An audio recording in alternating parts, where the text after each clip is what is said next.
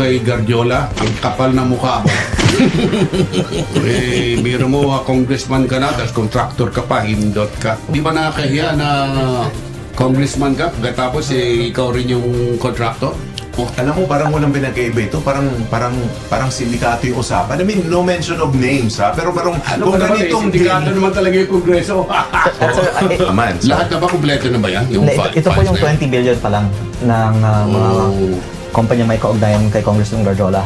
Pero Kay Congressman Guardiola lang yan? Opo. 5 pages. Guardiola lang ito.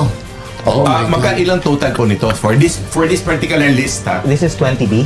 20 billion. So, yung TB, Alam mo, gusto kong makarating ito kay Guardiola, ang kapal na mukha mo. Nakita ko yung files na namangha ko. Nakita si Guardiola, napaka... Prolific ang pangalan. Oo, yung una-unang kay Gloria. Political survivor, ibig mo sabihin. Kung lahat ng kung sino yung presidente, Malapit siya. malapit siya. sir, galante siya. Galante. Kung ako lang sir ay tatanggap, may malaki na akong bonus sana. Magkano ang binibigay ni Guardiola? Hindi ko naman siya Pero yung sa narinig mo. magkano para sa akin kung tatanggapin ko. Pero unang-una, sa sarili kong distrito, meron na siyang mga parking ng projects. Ang pinagmulan ng pondo ay hindi naman yung district congressman. Pero kahit na walang gagawin ng district congressman para lang payagan na mag-parking sila ng proyekto sa aking distrito, ang sinasabi daw ay may 5%. Ngayon, kung maglalagay siya ng 1 billion sa aking distrito, ibig sabihin may 50 million para sa congressman for doing nothing.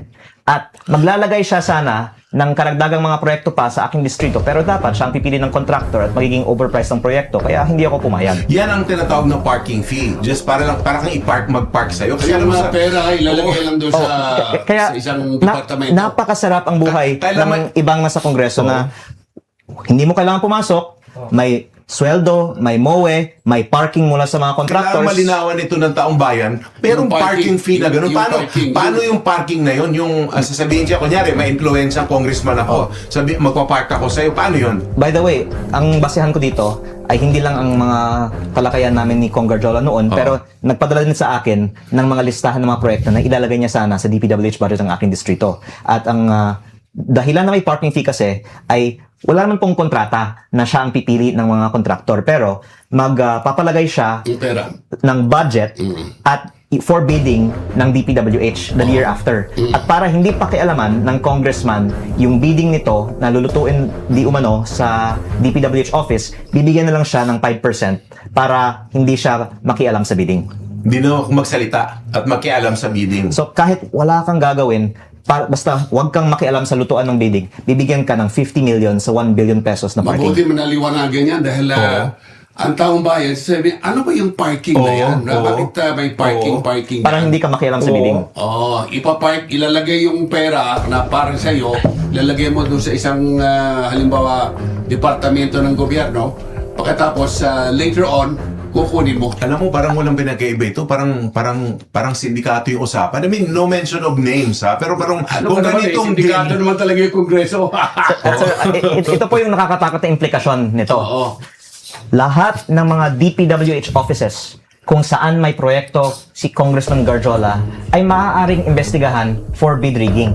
At yung mga Bids and Awards Committee, Back Secretariat, Technical Working Group, District Engineer ay imposibleng hindi involved sa lutuan ng mga bidding na sinabi nga ni dating Undersecretary Roberto Bernardo, almost 100% ng mga bids sa DPWH ay luto. So sa listahan ito, may mga proyekto all around the country from Luzon, Visayas, and Mindanao at maaaring tignan din ang status ng mga proyektong ito at questionin kung nagkaroon nga ng illegal actions to obtain the contracts. In which case, hindi dapat limitado lang sa iilang mga distrito ang investigasyon ng DPWH.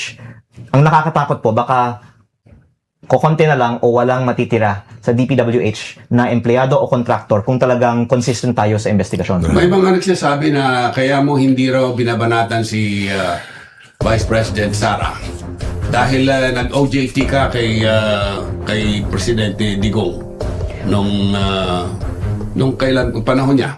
Actually, sir, maganda kung ilabas na lang ang buong Cabral files para hindi sasabihin na may itinatago akong mga pangalan.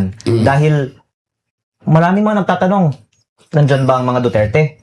Eh kung wala, hindi ko naman sasabihin na meron. Oh. That's the truth. Pero Wala. meron ba? Wala. Walang pangalan ng Duterte sa Cabral Files. Tapos sa allocable budget, there's 401 billion pesos allocable to the 253 legislative districts of the country. 4 na distrito, walang allocable sa 2025. Oh, siyempre, 2025 na eh. 4 districts. 2 sa Davao City, isa sa Davao del Norte, isa sa Pero Zamboanga City. 2025 yan, panahon na ni BBM eh. Oo. Yung panahon ni Digong, Ang ibig sabihin na walang allocable, paliwanag mo sa ating tao. Ang Pag mo sinabing 2025 wala allocable, ang 2025 DPWH budget ay may halos 1 trillion pesos.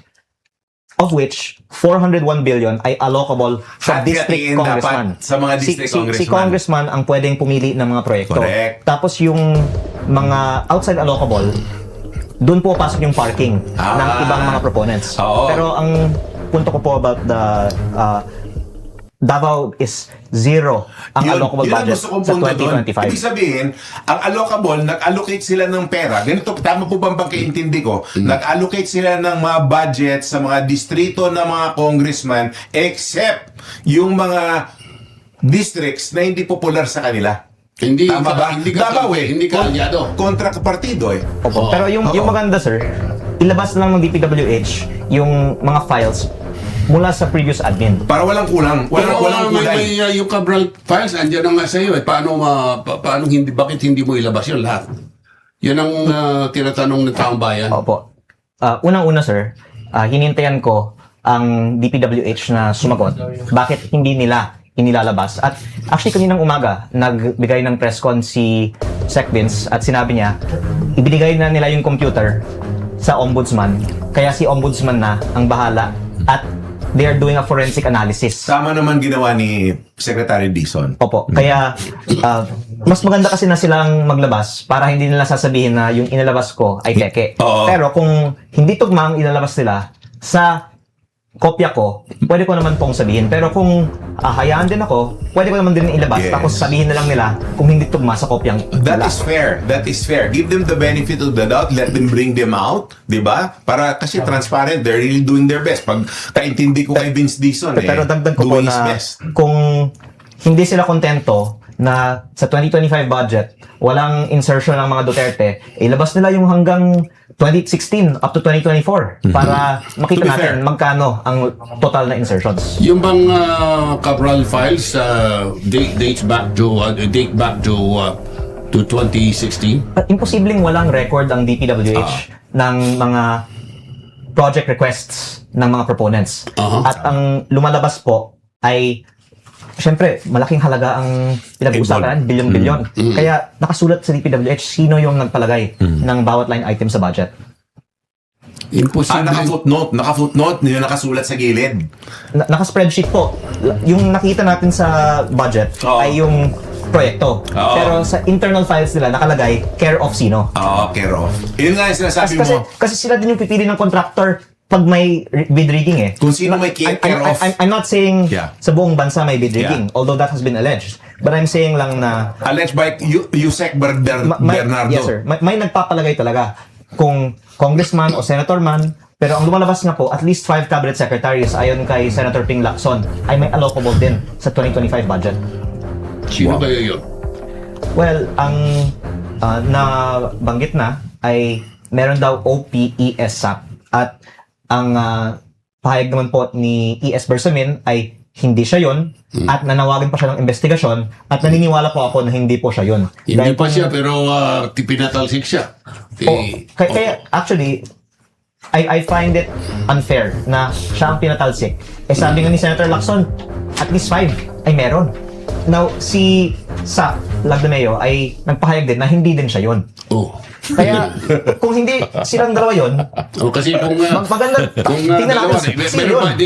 parang may tatlo pa. Kasi Parang naalala ko yung nung bata tayo, yung pag may umutot, walang umamin. Yeah. Di ba? Parang ganun ako nangyayari ngayon. Pero ang isa din sa 5 ay si Secretary Manny Bonoan. At sabi nga ni Senator Lacson, may higit kumulang 30 billion of projects si SMB. Pero kung DPWH Secretary ka, reasonable na naglalagay ka ng mga proyekto sa sarili mong budget. Correct, oo. Yung mas questionable lang, yung mga ibang mga pangalan na kung saan-saan na mga departamento naglalagay ng flood control na projects.